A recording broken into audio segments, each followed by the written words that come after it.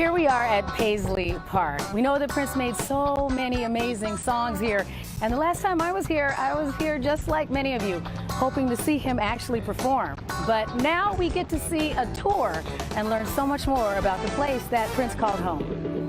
So Mitch, it's amazing. So all of this on the first floor is the actual museum now? Correct, yeah. So what you're going to see when you come on a tour is really all the creative spaces, state-of-the-art recording studios, a sound stage, live music venues, and other rooms that chronicle his films. And we can't go upstairs because that's where Prince lived? You know what, that's still considered to be his private residence. It's off limits to staff included, and I actually think that's really respectful. It's still considered to be his own private space. Well, no worries. There's still amazing things to see here on the first floor, including all of these theme rooms like the ones we're in right now. One of the amazing pieces in this little space here is that piece of wardrobe right there. Oh, you mean this one? Incredible that Prince could fit into this piece of wardrobe here, but he did. Just to say how incredible it is, I don't think my arm would fit in the leg of that outfit.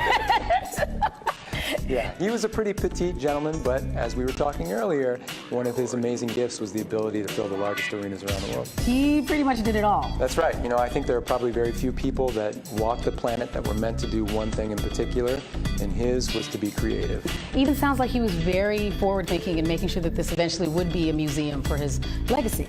That's absolutely right, and that's made evident in some of the things you see. I mean, he really did lay the groundwork for this museum that we're in right now, and we're really just implementing his vision for him. When you're facing Paisley from the front, if you look to your left, you'll notice a round building that's called the Egg. Right. And originally, Prince envisioned that space being a restaurant or a club, but it just never came to fruition. Prince was using it for storage? He certainly seemed to keep everything, lots of wardrobe pieces and instruments, so we could utilize some extra space. The Egg is much better than having like a shed out back like I have. That's right, yeah, right. I totally agree. Yeah. We are in what room now? This is what's called the MPG Music Club. I remember leaning up against this wall, exhausted, hoping that Prince ends up come out and he would perform. The room holds a little over 200, but other nights there'd be literally 20 or less people here.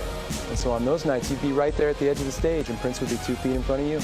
Wow, and if you come here for one of the Paisley Park After Dark experiences, you can actually dance in a dance party here. Absolutely right. So this is the room where that happens on Saturday nights. You get to hang out, listen to some Prince jams. Okay, everybody else, you have to go on the tour, but Mitch, why don't you show me the rest of it right now?